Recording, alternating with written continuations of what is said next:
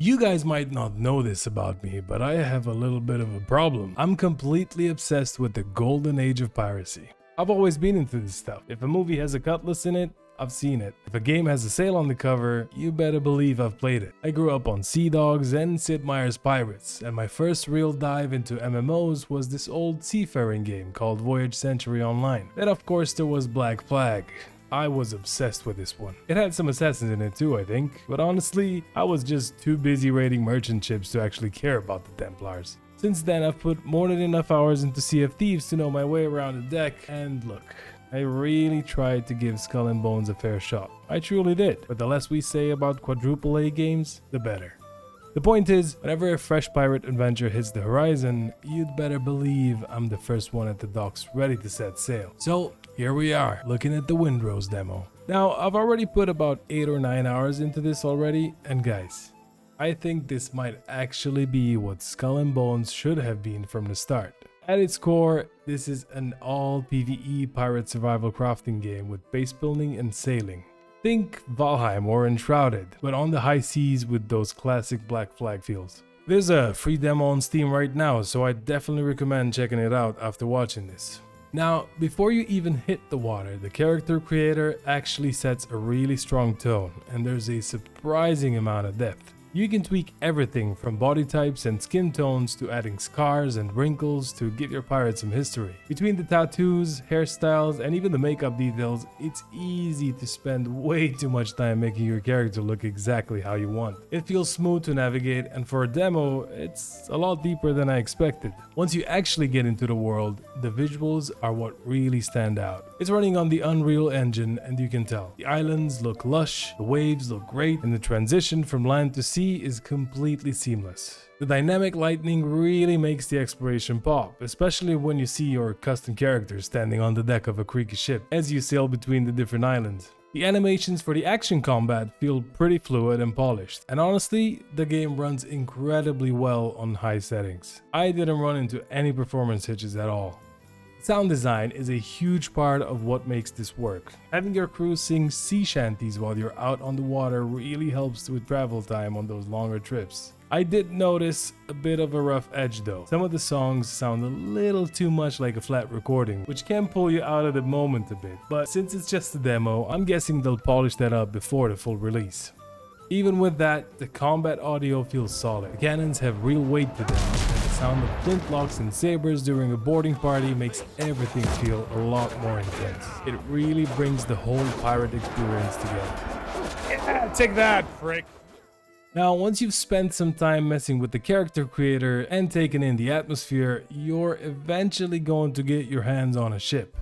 So let's talk about that one area where any pirate game lives or dies, the sailing. If you've played Assassin's Creed Black Flag or Skull and Bones in the past, you're going to feel right at home. Maybe a little too at home. The mechanics are pretty basic. You've got your 3 speeds and your direction. It's accessible, sure, and I get that the devs want to appeal to everyone from the hardcore salty dogs to the casual weekend sailors, but honestly, I wish there was more meat on these bones. Give me sail management. Let me harness the wind's strength and direction to navigate smarter and faster. Maybe some stuff to do below deck while we're cruising. I know it's just a demo, so more could come later. But I really want sailing that makes you feel like a true captain, not just a guy steering a motorized boat.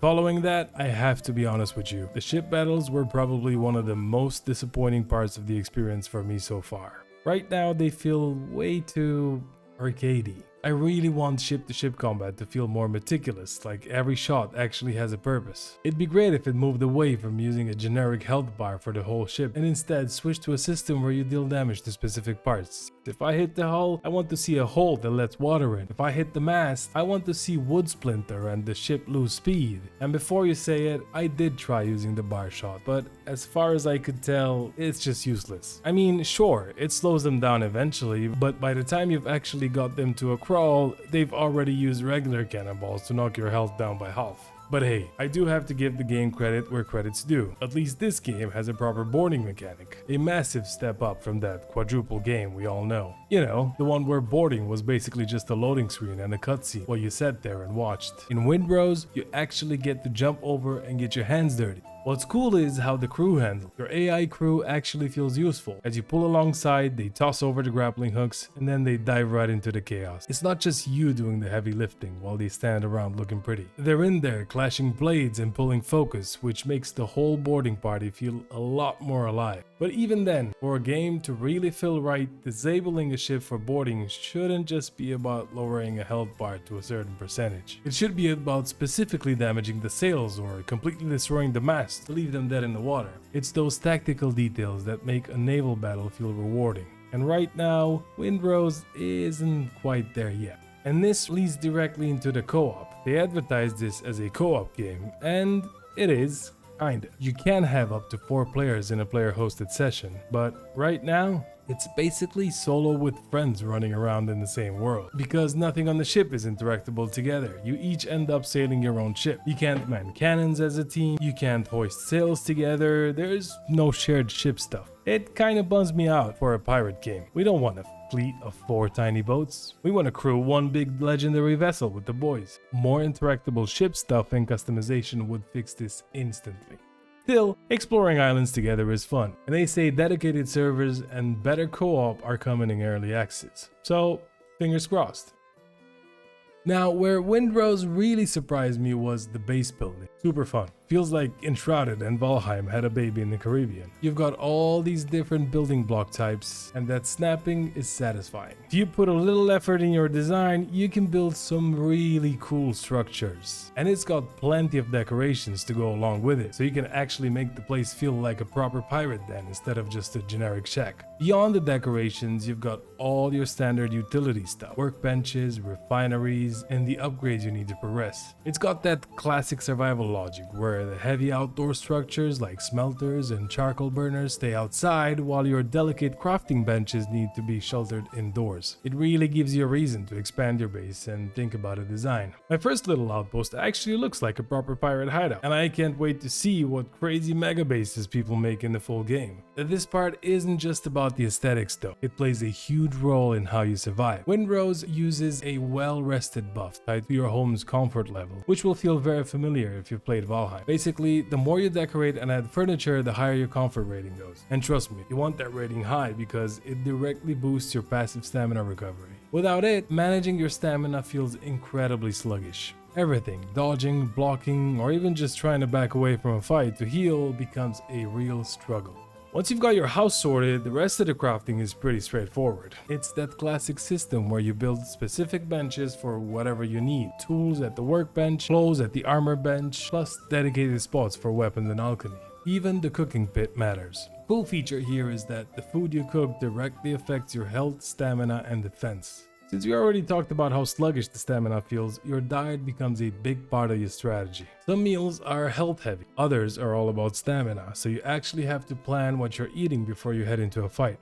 Now speaking of fights, the combat on foot is pretty straightforward, but there's a learning curve. It's a mix of long-range flintlocks and muskets, which are hilarious and tense because the reload takes ages, and melee where you attack, parry, and dodge. The opening tutorial actually does you a disservice. It forces you to play defensively in a cramped space, when the real secret to combat is total mobility. This isn't a game where you trade hits. The enemies do so much damage because you're supposed to be avoiding them entirely. It actually took me hours to realize that you can dash to dodge, and once I did, the game clicked. You've got a nice range of weapons to choose from, and you can level them up as you go. I went from basic saber and flintlock combo to a glaive and a musket, and it feels great.